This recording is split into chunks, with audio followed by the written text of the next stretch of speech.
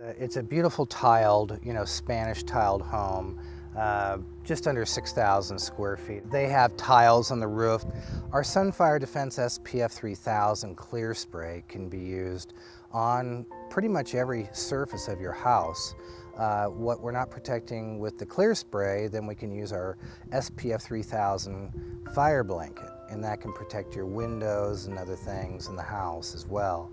Sun FireDefense has been spraying our house. They first covered all the windows to not get the spray on the windows. Not been a bother or a problem. What we have here is your typical stucco wall, okay? And it has a very high, flame tolerance, heat tolerance. But once it hits a certain critical mark, okay, there's actually oxygen inside of it that starts to explode. And then it gets into the inner layers of the house, and you have your wood structure. Now, by spraying it with the SPF 3000, it delays that from occurring. Fire isn't just going to sit on the house if there's nothing to burn. A fire reacts to fuel that's burnable. So if the wood is here, just like in your fireplace, if it's here, it's gonna burn, okay? If it's treated with our SPF 3000, it's not going to ignite, and the fire is gonna keep traveling. Fires can travel 100 yards in a matter of 20 seconds, okay? So this, as long as it doesn't have anything to burn, the fire is going to keep moving, past the property, okay, then move on.